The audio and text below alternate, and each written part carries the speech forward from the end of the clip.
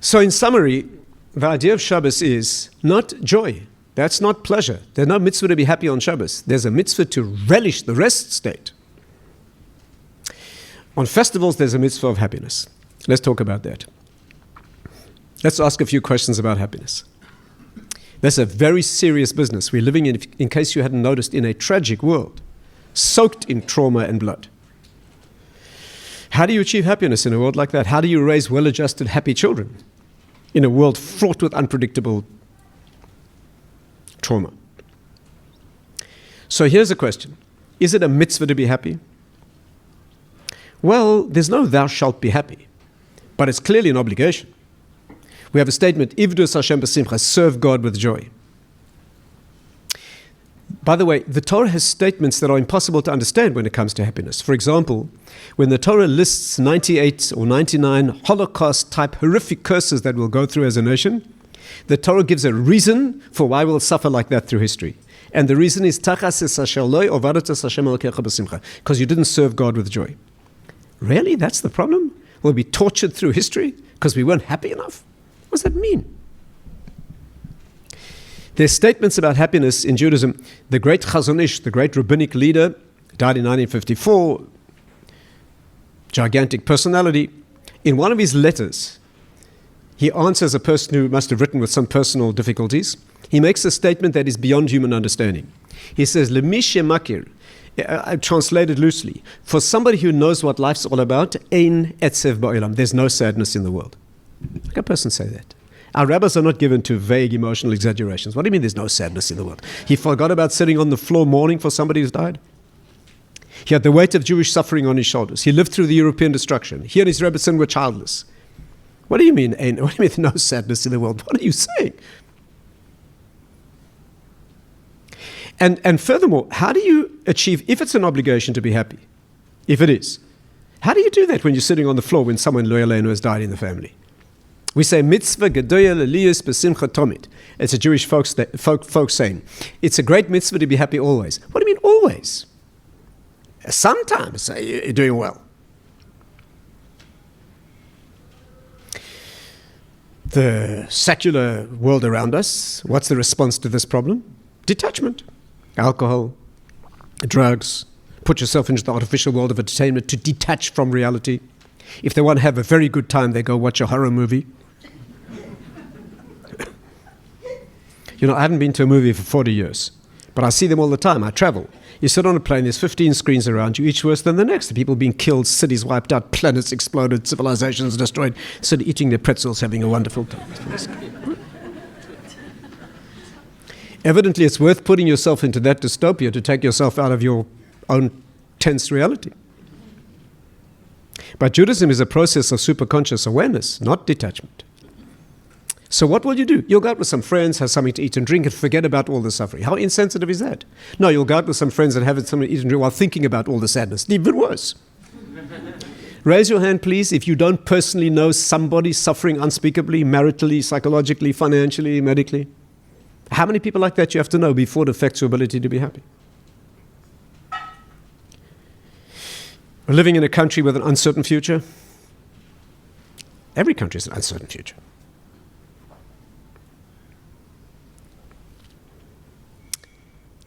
So the solution is not detachment or frivolous forgetfulness. Here's the solution. Here's a much more mature definition of happiness. And this is life-saving to understand. Happiness is the experience of the soul when it's doing what it should be doing. When you're moving correctly along a correct road to a correct destination, you will feel joy. The face may not reflect it. The face may reflect pain. And sometimes at the moment of life's greatest efforts and strains, the greatest happiness can be felt. I don't see many convinced faces. Imagine you have to build something in the sun. You've got to carry heavy rocks and logs. It's very important what you're building, and it's time limited.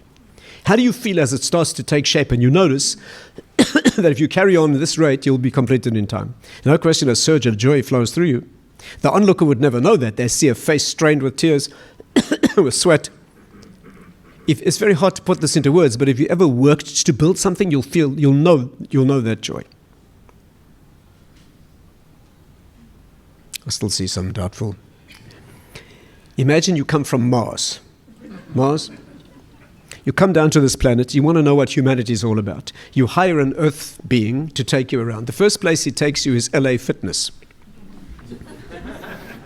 Put your eye to the keyhole, you see a young fellow on a machine. He's stretching springs, he's picking up weights, he's pouring with sweat, he's shaking with agony, he's basically in early kidney failure. You become convinced that just out of your range of vision is another Earth being standing there with a machine gun. But he's not being forced to do this. He's paying for this experience, and he's loving every moment. And the question is why? Why is there pleasure in the pain of effort and exertion? The answer is this. When you analyze those experiences, again, the words are clumsy, but when you analyze those experiences, and if you ever lived and experienced it, you will know that all the joy of the effort lies in anticipation of destination. That every exertion that's bringing you closer to that delicious destination, paradoxically and amazingly, has joy within it. And by the way, often the anticipation is better than the destination. Often it pays not to arrive, just a big disappointment. And I can prove that. I can prove that the joy lies in anticipation. You're building this thing in the sun, it's taking shape, you're thrilled as you see it, and you suddenly become informed that one moment before completion it will be completely destroyed. What happens to the pleasure of the building? There's pain. You're not enjoying the pain. You're enjoying the fact that the pain's invested in building something. You're on this train to this longed-for destination, and the journey is difficult and arduous and torturous and bothersome, but it's delicious as every mile brings you closer. As you anticipate stepping off into the arms of that ecstatic destination. And you suddenly become informed you're on the wrong train. What happens to the pleasure? It's pain. It's not the pleasure that you're experiencing. It's the investment of the pleasure in a destination. And here comes the real paradox. When you get to destination, you know what the pleasure is? It's how hard the journey was that got you there. When you stand on that mountaintop, it's not the view. They put you there by helicopter, it wouldn't be the same thing. It's what you risked and invested to get there. The Talmud says you'd rather have one thing you did yourself than 9 that you're given for free. So we have a very weird paradox here. We have a human construction, psychological structure, not just Jews, this is a human experience, that you're thrilled to building something and developing it as you feel it develop. And paradoxically, when you get to the end point is delicious in proportion to how hard the journey was that got you there. You see this problem? What does that reflect? And the answer lies in Kabbalistic teaching. Steve, are we allowed to talk about Kabbalah in Cape Town? According to Kabbalah, every experience that we have in the world is projected from a higher world. Everything. It could be trivial. People get homesick. Believe me, ask the South Africans who are not here.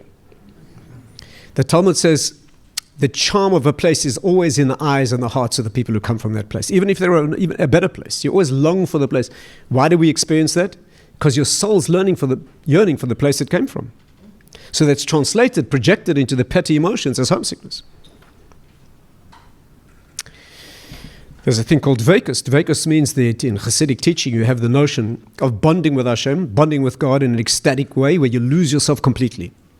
What's that? What should that look like in this world? It's supposed to be marriage.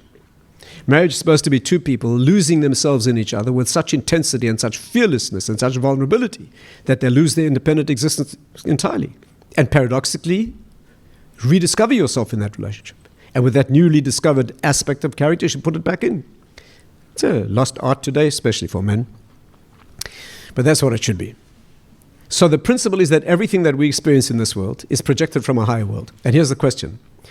When we work hard and enjoy the work because we're anticipating destination, and when we get to the end point, destination, and we enjoy it in proportion to how hard we work to get there, what is that reflecting of the higher world? And the answer is life. Because our vision of life is working hard, pushing against resistance, conquering difficulties, coping with agonies, all in an investment of a destination which is nothing other than the pleasure of the work that you put in to get. And that's the secret of happiness. Happiness is not frivolous detachment, although that may be good sometimes. It is pushing against resistance. You know, if I may, let's lift this to a higher plane, just for a moment. Again, beyond our capacity, but at least to understand. Take people of spiritual accomplishment, the prophets, for example. Do you know that example, Jeremiah, when he wrote the book of Eicha, a book of unspeakable torment, horrific Holocaust experiences, when he wrote that book, he was feeling joy. How do we know? Because a prophet cannot receive the prophetic inspiration if he's distressed. Which means a person like that lives on a plane of joy always. Whatever's going on around him, of course you feel it, but it doesn't affect the inner joy. When Abraham was about to kill Isaac, he was feeling the simcha shel mitzvah. He was feeling, children are taught that, he was distressed and upset. He was upset. He was distressed about the death of his child, but he was feeling the Rabbi, the great Spanish commentator, proves it. He says, as Avram was about to kill Yitzchak, as he was about to cut his throat, he heard a voice calling out from the higher world to stop. A person cannot hear that voice if he's distressed. The Sfardim, any Sfardim here? You can admit it. The Sfardim have the most beautiful poem in the Yom Kippur Machzor that we Ashkenazim don't have. It's about the Akedah, about Avram about to kill his son Isaac as a sacrifice. And it has a beautiful line. It says, Ayin b'mar bocha, one eye crying with bitter tears about the death of his child, v'leiv sameach, and a heart full of joy at fulfilling a mitzvah. Okay, you've got to be an Avram to feel that. But a person of spiritual greatness is always in joy, more or less. Jonah, he's in a ship. The ship is breaking up. There's a storm. They're all about to die. They're panicking. He's asleep. They wake him up. Aren't you afraid? I'm a Jew. We cross the ocean before he goes back to sleep. Next time you're 35,000 feet above the Atlantic and the wings start flapping badly, try take a little nap. Take a nap. You do tshuva. You say Shema. He's asleep. Because he's a baby in his mother's arms. She can be walking into a gas chamber. It makes no difference to him. I was very close to a man called Rav Simcha Wasserman, one of the great Torah personalities of the last generation. You heard my grandfather was taught in Schooner Street Shul, and he was in Cape Town. Our families were relatives. Rav Simcha Wasserman was a man who lived a life of unedited tragedy. The Russians tried to kill him when he was 15. The Germans shot his father to death, the great Rabbi Chanan Wasserman. He and his Rebbetzin were childless. He lived a life of total tragedy, and he sparkled with joy. My brother-in-law was his doctor, and I was very close to him. And once my brother-in-law gathered the courage to ask him a personal question. He said, how does the Rav manage you've lived a life of such tragedy. How do you manage such joy always? Rav Simcha looked at him with those amazing grey eyes, and he said, every situation in life that I find myself in, I ask what can be done. And whatever can be done, I do. Whatever cannot be done, I don't worry about. What we do is we don't do what should be done, and we worry. But a person of greatness does what can be done. Beyond, that's not my problem. He knows what he's doing. You feel it, but not my problem. Some of the rabbis in the room, I think maybe they relate to this. I speak for myself at least. I've chosen a profession which is Jewish teaching, Jewish outreach, completely losing game. For every Jew we manage to interest, dozens are lost. The calculation is that in the United States over the last 40 years, about 50,000 people have been drawn in to Jewish knowledge and observance through outreach efforts, and more than 1 million have been lost. We're on a battlefield being shot to pieces, usually by our own people. I would have liked to work in a profession where I felt, it may be hard to believe, but I had academic promise. I probably could have been successful in another profession. I've chosen a completely losing game. The answer is, what's my job? If you're a medic on the battlefield and your job is to take one more wounded soldier and stop the bleeding, that's my job. There's a war going on, it's not my problem. I feel it, but it's not my job. If you're doing what you should be doing, you cannot be depressed when you're productive. You can be weeping in pain. You can be sobbing with effort. But you can't be depressed when you're productive. Let's talk about depression for a moment. It's a serious problem. I'm not talking about genetic and medical issues. I'm talking about life depression. Like most men, when they get to about 35, they start getting depressed. Depression is the feeling of a life going nowhere. Happiness is the feeling of a life progressing. Happiness is nothing other than a life, irrespective of the pain. Despite it, maybe because of it. When you're feeling progress, you will be happy. But when the wheels are spinning and the time's going by and you're not making progress, you'll feel the cold hand of death. And people who've been depressed will tell you it's the most painful thing imaginable. And what's the cure for depression? Get moving. Best of all, do something for somebody else. You cannot be depressed when you're productive. There are only two escapes from a life that's going nowhere. Depression and one other escape that's worse. That's a person who starts building something with frenetic and frantic activity, but what they're building is not being exported anyplace. That's a person who builds money, muscle, political power, a beer can collection, a modern art collection. What is modern art? A guy throws a can of paint over his shoulder, gets his dog to walk around on the canvas. I'm not talking about as an investment. I'm talking about when you're building something that will keep you happy the rest of your life. And by the way, here's where Jews are different. When a Jewish boy builds a beer can collection, he takes it seriously. He has to have every beer can. And he starts a fan club and a website, Because Jews know that life is serious. And that will keep you happy the rest of your life. When you're building muscle or political power or money or a beer can collection, that will keep you thrilled. But exporting nothing. Anyway, that is the idea of happiness. It is the feeling of progression, when you're moving meaningfully towards a destination, and it's taking shape, and you're conquering life's problems, despite the difficulty, because of the difficulties, you are anticipating a destination. And that's the secret of Jewish happiness. Let's wrap it up and close the circle. What does this have to do with Shabbos and Yom Tov? What is a festival? The concept is this. Shabbos is celebrating endpoint. The mitzvah is to rest. You've come home. You simply enjoy and relish what it is that you've constructed, what you prepared. But a Jewish festival is a step on a journey. What do we call the festivals? Regalim. Steps on a journey. In English, they call them pilgrim festivals. That means you're journeying someplace. Every festival is another step on the journey. You stop off at Pesach and revel in what it means to be a Jew. And then you get back, you step off the train, and then you get back on and you move on again. Each festival is another step on the journey. You're feeling the joy. There's a little bit of Shabbos in it, that's true. You get off the train. But it's for the purpose of taking another step on that, to absorb into your consciousness the message of that aspect of Judaism, and then to move on. Shabbos is a destination, and Yom Tov is a station. That's the concept. And therefore, every step on the Jewish journey, every festival you come to, is another step on the journey. And the joy of every festival is absorbing that aspect of what it means to be a Jew. That aspect of what Torah is. That's the joy of that mode of development. Shabbos is not for development. Shabbos is simply practicing what it feels like when it's all been done. Anyway, I'm sure this is all obvious to Cape Town Jews.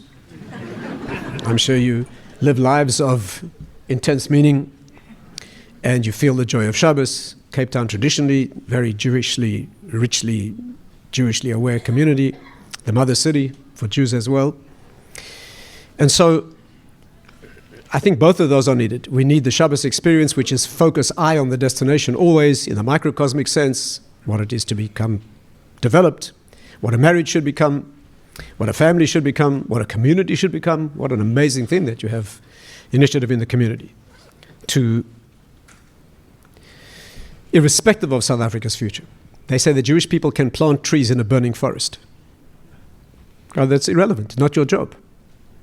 Your job is to do whatever you can for the broader community, but within the limits of what it is that you can do.